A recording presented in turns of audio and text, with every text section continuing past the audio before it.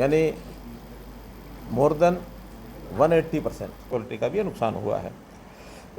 जिन लोगों को घरों से बाहर निकाल करके दूसरे स्थानों पर कैंप में ले गए, ऐसे लगभग 5400 लोग हैं, जो जैसा ही मामला ठीक हो रहा है धीरे धीरे वो अपने घरों को वापस जाएंगे। लेकिन जब तक वहाँ रहते हैं उनके भोजन की, उनके पानी पीने के पानी की अथवा और कोई मेडिकल हेल्प, ये सारी चीज़ें उनको वहाँ दी जा रही हैं। पशु भी अगर साथ आए हैं, उनके गाँव खाली कराए हैं, तो उसके चारे की व्यवस्था भी डिप्टी कमिश्नर के द्वारा की जा रही है।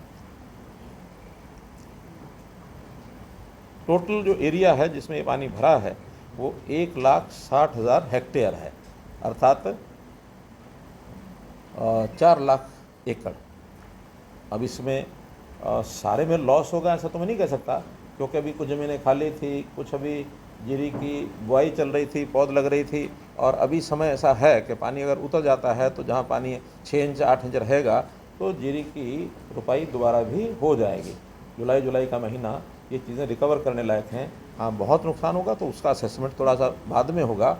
उसमें क्षतिपूर्ति पोर्टल है, किसानों को एक आ जाएगा कि वो उसमें रजिस्टर करें, फिर उसकी गिरदावरी और उसका जो वो होगा यानी सर्वे होगा वो बाद में होगा। लेकिन बाकी तो जो सर्वे है वो तो डीसी के द्वारा भेज दिया गया है, मकानों का जान गई वो सब।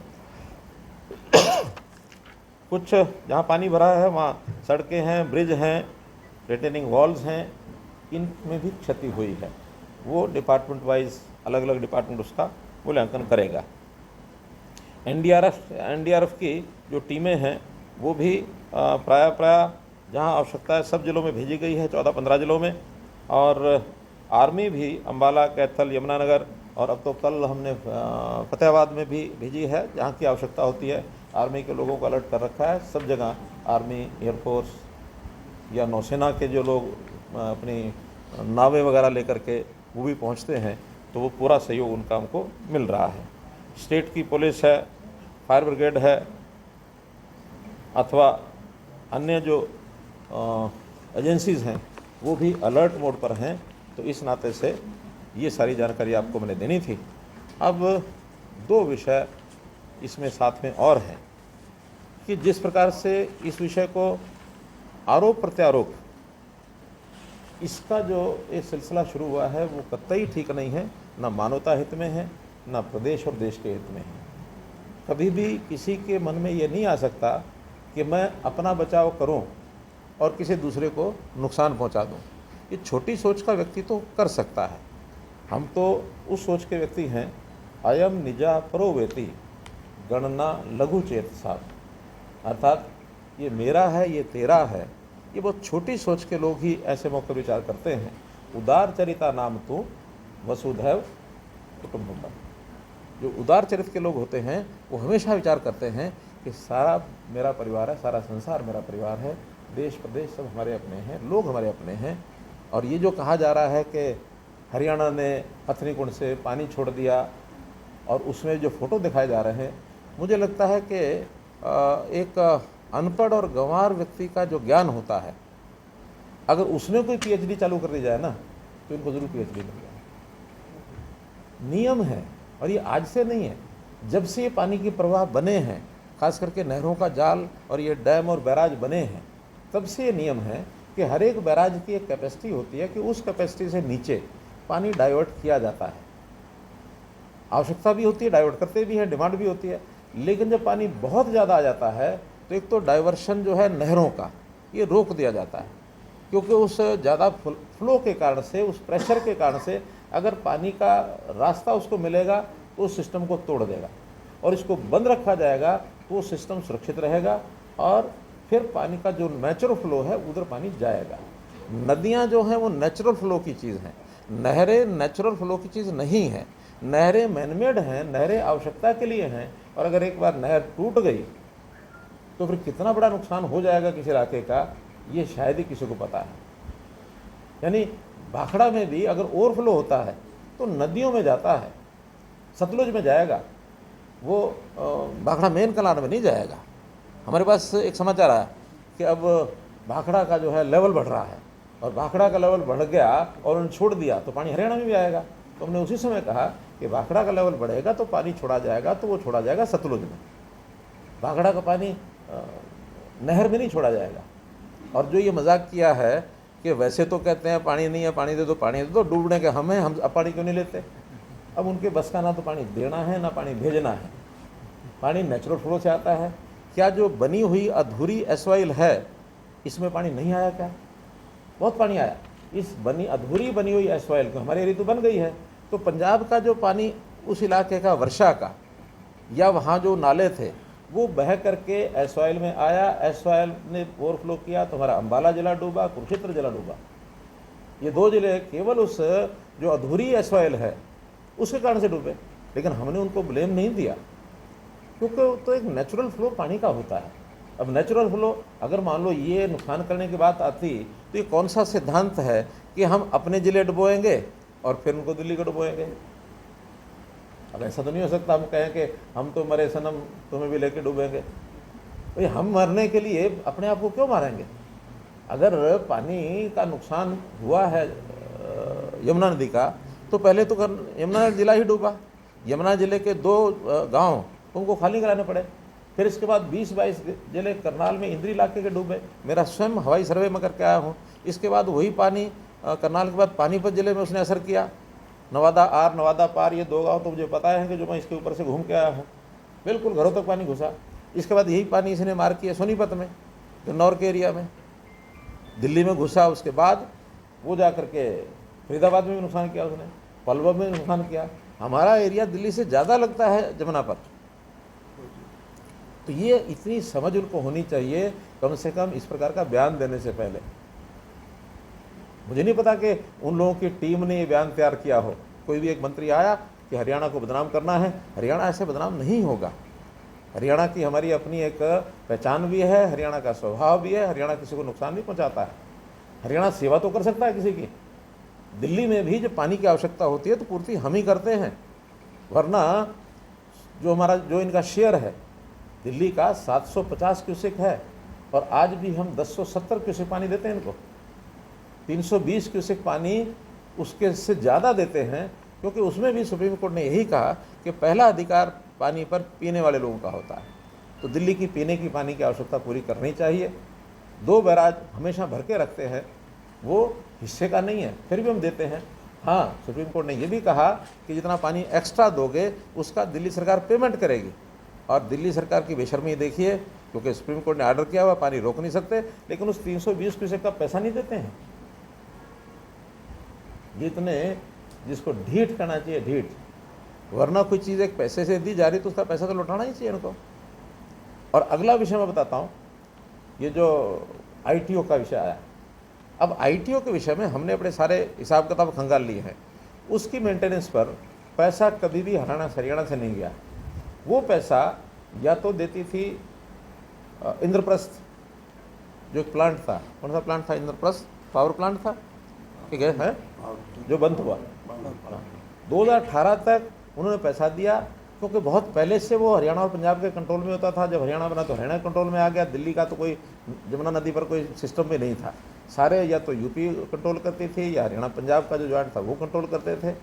सारा सारा दिल्ली ने कभी उसको ऑन नहीं किया। फिर जब वो बंद हो गया पावर प्लांट, तो उसके बाद पैसा आना बंद हुआ।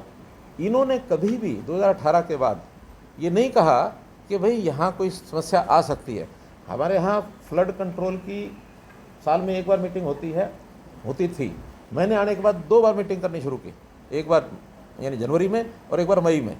क्योंकि अगर पहले मई में करते थे, मई में आप फ्लड कंट्रोल की योजनाएं बनाएंगे भी सही, फ्लड तो सिर पर आ जाएगा।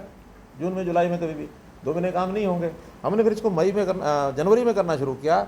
जनवरी में करते हैं, मई में उसका रिव्यू करते हैं कि जो काम करने थे कितने हो गए। शॉर्ट टर्म काम तो उसी 6 महीने में होते हैं, लॉन्ग टर्म लंबा समय लेते हैं। तो इन्होंने कभी भी अपने या तो फ्लड कंट्रोल की मीटिंग करते नहीं है की हो, इन्होंने कभी नहीं कहा कि हाँ ये भी एक विषय है जिसकी मेंटेनेंस अब होनी बंद हो गई है, तो हमको बताओ। कभी नहीं बताया। और आज जब समस्या आ गई तभी उठ खड़े हुए। और समस्या का भी इनका भयंकर रूप केवल उस ITO के कारण से आया होगा ऐसा नहीं है। मैं और एक एग्जाम्पल देता हूँ। यमुना से यानी इस बैराज से, हथनीकुंड बैराज से 2 साल पहले 6.5 लाख 7 लाख क्यूसेक पानी छोड़ा गया था। वो भी रेगुलेट हुआ था। अभी मैक्सिमम 11 तारीख को 3,69,000 गया। 3,69,000 सडनली आया, लेकिन इनके आने से पहले तो 6 जिलों में फैल चुका हो। हमारे यहाँ फैला, यूपी में फैला ही होगा। तो इतने जिलों में फैलने के बाद केवल 3 लाख क्यूसेक पानी दिल्ली की उस एरिया में से बाहर नहीं निकलवा सके, इसका मतलब है कि यमुना को मेंटेन नहीं किया इन्होंने। यमुना के अंदर जितनी अनऑथराइज कंस्ट्रक्शन हुई है, आखिर तो उसका एक एरिया है, उस एरिया के नीचे अगर कंस्ट्रक्शन होगी तो पानी का अवरोध करेगी। हमने तो जांच बैठाई है कि इनके सारे सिस्टम को चेक करो, इनके ओखला ब्रिज को भी चेक करो, ITO भी करो। ITO से पहले भी एक और बैराज है, कौन सा है, उसका भी पता लगाओ। और जो यमुना नदी के अंदर जितने भी अनक्रोचमेंट्स हैं उनका भी पता लगाओ। पता लगाने के बाद पता लगेगा, क्योंकि वो प्रभाव केवल दिल्ली पर नहीं पड़ेगा, उसका प्रभाव फरीदाबाद और पलवल पर भी पड़ेगा। हम तो इन्हीं के बारे में 2 जिले और हमारे भुगतभोगी हैं। और ये जो जोकर बन करके, ठीक है, संवैधानिक पद पर जब तक नहीं होते तब तक मजीद हंसी मजाक में कुछ भी करें, कुछ भी बोलें, उनका अधिकार भी है, उनका काम भी है, व्यवसाय भी है, लोगों को मनोरंजन करना। लेकिन ये मनोरंजन की बात कि साढ़े कोल पानी मंगते हैं, हुण पानी क्यों नहीं लेंदे? अरे तुम्हारे हाथ में थोड़े है ये। और ये 3 महीने तो पानी का ना कभी किसी ने डिमांड की है, और पानी अपना अपना सब संभाल ले, वही बहुत बड़ी बात है। ये पानी तो बाकी 9 महीने के लिए होता है कि जब आवश्यकता होती है तब सबको अपना शेयर चाहिए। इस पानी को तो हम भी कहते हैं इस समय राजस्थान लेना चाहे ले जाए, लेकिन चैनल होंगे तभी ले जाएंगे ना। और अगर ये SYL बना देते तो शायद पंजाब थोड़ा सा, हम तो पानी को कैसे निकाल लेते, लेकिन पंजाब और थोड़ा बच जाता। तो SYL के रास्ते से नहरों में जो पानी नेचुरल फ्लो बढ़ता है, जिस एरिया में नहीं बनी हुई वहाँ का पानी तो फिर इन्हीं के पास रह गया। जहाँ बन गई वहाँ तो पानी SYL में आ गया फ्लो से। मित्रों, विषय लंबा है, लेकिन फिर भी मुझे लगा कि इस विषय पर चूँकि बहुत सियासत हो रही है और बहुत लिखने वाले इधर से उधर जो लिख रहे हैं, उसमें एक जानकारी का जो इनको अभाव है, वो आपके माध्यम से इनको मैं जो जानकारी देना चाहता था वो मैंने आपको दी है।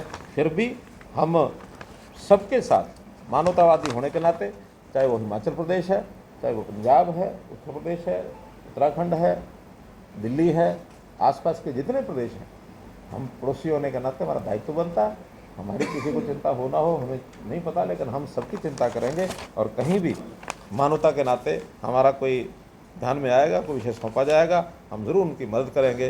तो ये एक विषय आपके सामने मैंने रखना था। आज मेरे 2 कार्यक्रम अभी थे यहाँ। एक चौधरी चांदराम जी का प्रतिमा का अनावरण, एक सेठ श्री कृष्णदास जी की प्रतिमा का अनावरण, दोनों अनावरण मैंने आज किए हैं। और उन दोनों का अपना एक रोहतक की राजनीति कहें, हरियाणा की राजनीति कहें, तो उस लेवल तक वर्षों योगदान उनका रहा है। दोनों ही हमारे बड़े नेता थे और संयोग से दोनों का संबंध आज भारतीय जनता पार्टी से है। इनके सुपुत्र शेर श्री कृष्णदास जी के सुपुत्र तो आज मेयर हैं हमारे मनमोहन गोयल। और चांदराम जी कब आए थे? बीजेपी में 96 में आए थे। 96 में 2000 चुनाव लड़े। हाँ, चुनाव लड़े। अच्छा, मुख्यमंत्री जो नुकसान हुआ इसका मुआवजे के लिए क्या कुछ नॉर्म्स क्या तय किए गए? मैंने बताया कि अभी उसका सर्वे करके मूल्यांकन सारा कर रहे हैं, असेसमेंट हो रही है।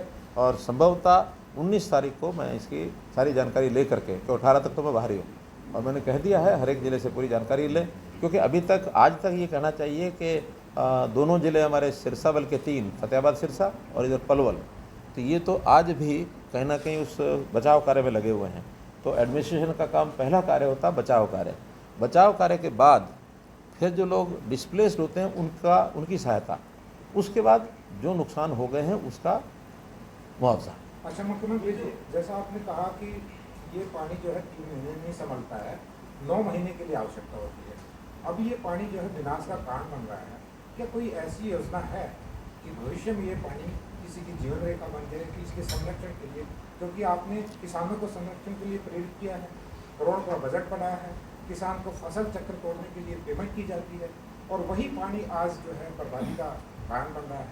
मेरा दूसरा सवाल ये है, आपने मदद के लिए हिमाचल प्रदेश की तरफ हाथ बढ़ाया है मानवता की दृष्टि से, क्या आप दिल्ली के मुख्यमंत्री से भी बात करेंगे?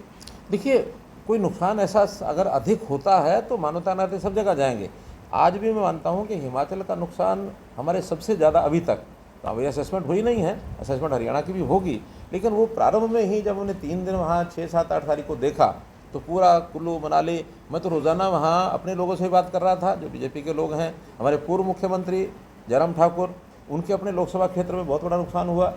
और फिर हमारे वहाँ ठाकुर हैं, गोविंद ठाकुर एमएलए हैं मनाली के, उनसे मैंने बात की। तो एक कारण तो था कि हमारे अपने लोग फंस गए, उनके कारण से भी। दूसरा, जितना नुकसान हो रहा था उसमें से भी एक बात हमने कही, लेकिन अभी तक उन्होंने हमारे से कोई अपेक्षा नहीं की है।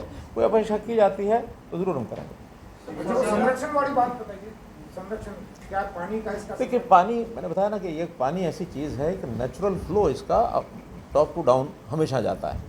कोई ये कहे कि हरियाणा से पानी हिमाचल को चला जाएगा या पलवल का पानी करनाल में आ जाएगा, ऐसा नहीं होता है। नेचुरल फ्लो जो पानी का होता है उधर इसका बहाव होता है, वहाँ इसका इन 3 महीनों में कितना उपयोग हो सकता है। मैंने अपने इरिगेशन डिपार्टमेंट को कहा इन्हीं दिनों में कि जितना पानी ज़्यादा लिफ्ट करके आप हरियाणा के दक्षिणी जिलों में ले जा सकते हो, सारे चैनल खोल दो, सारे उनके ब्रजवाहे नहरें सब, और वहाँ भी उनके जो तालाब हैं, उनके जो झीलें हैं, जितना पानी, हमने मसानी डैम में भी पानी भेजना शुरू किया इस महीने में कि जितना पानी आए मसानी डैम में ले जाओ।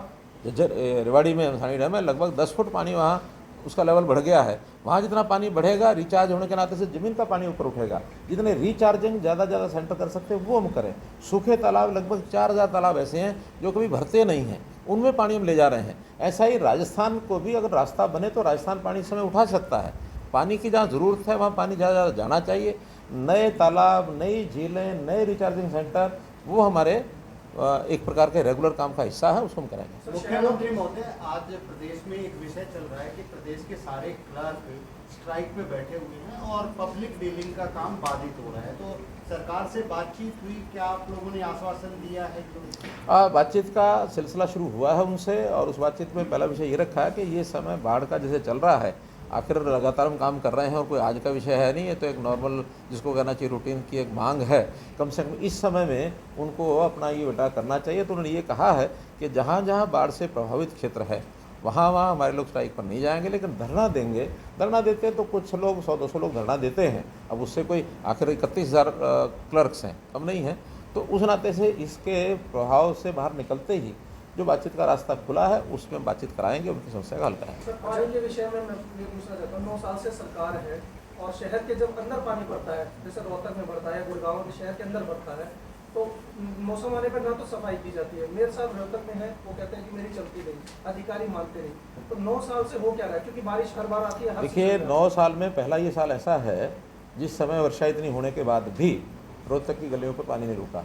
9 साल में ये पहला साल ऐसा है, मतलब मैं पहला नहीं, इससे पहले भी 2-3 साल से ये काम हो रहा है। करनाल में जहाँ 2.5 फुट पानी सेक्टर 13 में, 14 में मैंने खुद देखा हुआ है, कोई पानी, इस बार मुगल कैनाल की पूरी साफ़ कर दी और जितना पानी था सक्शन करके मुगल कैनाल साफ़ हो गई। ये काम कोई एक दिन का सब शहरों का भी नहीं होता। जहाँ सीवरेज सेंटर ठीक, सीवरेज सिस्टम ठीक नहीं, उसको करवा रहे हैं। सफाई के लिए हमने 2 महीने पहले कह दिया था कि पूरी सफाई करें, सफाई हो गई है। और अब तो मैनुअल सफाई की बजाय मशीनीकरण ज़्यादा काम आ रहा है, चाहे वो सीवरेज है, चाहे मशीनें हैं, चाहे सब लग गई हैं। हाँ, जहाँ कहीं अभी भी कमी है उसको दूर करेंगे। कोई सारी चीज़ें एकदम ठीक हो गई होंगी या हो जाएंगी ऐसा मेरा दावा नहीं है, लेकिन लगातार काम चलता, हमने काफ़ी काम किया है। अरे भैया, मंत्री आप महोदय, तो आज आपका रोहतक का दौरा है और 2 दिन से बात करें तो सड़क है उनकी पॉलिशिंग की जा रही है और जो सड़कें हैं वो टूटी पड़ी है। आपका दौरा है तो पॉलिशिंग की जा रही है। वर्षा के समय ये चीज़ें मैं समझता हूँ कि हमारे अपने सबकी किसी की बात में नहीं होती, और जहाँ कहीं मानो मेरा जाना होता है और उसमें पॉलिशिंग होती है तो ये कोई आज का रूटीन नहीं है। उनको डर भय रहता है कि कहीं वो खुद निकल जाएंगे। मैं हालांकि किसी भी सड़क से खुद पकड़ लेता हूँ कि मैं इधर से नहीं जाऊँगा, इधर से जाऊँगा। मेरे शहर के भी, ग्रामीण क्षेत्र के भी सारे रास्ते देखे हुए हैं और मुझे ख़राब सड़कें कहाँ ये भी पता है, पॉलिशिंग की गई है ये भी पता है, नई कहाँ का बन रही है ये भी पता है। हमने पिछले 6 महीने पहले एक योजना बनाई थी कि 2250 करोड़ रुपए की सड़कें हरियाणा के सभी 90 विधानसभा क्षेत्रों में ऑन एवरेज 25 करोड़ रुपया ये सभी विधायकों के क्षेत्रों में लगाने के लिए कहा था। आधे से ज़्यादा काम अलॉट हो चुके हैं, शुरू हो चुके हैं, बाकी टेंडर सब हो चुके हैं। अगले 2-4-5 दिन में जिससे वर्षा का पानी उतर जाएगा तो सारी ये सड़कें ठीक हो जाएंगी। इन चीज़ों में समय लगता है और समय चल रहा है। पीजीआई में आयुष्मान योजना का फंड्स का मिसयूज हुआ है, इसकी जांच चल रही है, अभी तक कोई रिजल्ट नहीं आया। सर, इसी पे एक सवाल ये है, 3 महीने पहले CM फ्लाइन की रेड हुई थी जिसमें घोटाला हुआ था और ये सामने आया था कि मरीज की मृत्यु के बाद भी दवाइयाँ परचेज की गई। मेरा क्या कहना है कि बहुत बड़े सिस्टम में आप कमी तो कोई ना कोई मिली है कि ऐसा नहीं कि नहीं मिल सकती, बिल्कुल कमियों से प्रूफ कोई सिस्टम बन जाए तो उस दिन तो समझे स्वर्ग हो जाएगा। हमें तो इतना ही है कि जब भी कोई जानकारी हमें मिलती है हम उसको छुपाते नहीं, उसको कारपेट के नीचे डालते नहीं। अब वो सिस्टम ख़त्म हो गया, जनता सहयोग करे, आप लोग सहयोग करें, मीडिया के माध्यम से मैं आह्वान करता हूँ कि अगर कहीं ऐसी गड़बड़ होती है आप हमें बताइए। जांच करना हमारा काम, किसी को बचाया नहीं जाएगा, इतना काम सरकार का होता है, हम कर रहे हैं। लास्ट हाँ 180 फाइल्स थी, एक फाइल नहीं थी, 180 फाइल्स थी जिनकी जांच हुई थी और गलत पाया गया था। तो आयुष्मान कार्ड के नाम पर इतनी बड़ी धांधली हो रही है, इतने बड़े मैंने बताया जब जांच हो गई है और गलत पाया गया है तो उसका निश्चित रूप से परिणाम भी आएगा, उसको दंड भी देंगे, छुपाएंगे नहीं। धन्यवाद। साहब एक हमारा सवाल है, आपने किन्नर का भला किया, मोने का भला किया, रंडवे का भला किया, आप मारे पीछे क्यों लाग लिए? आप सुनो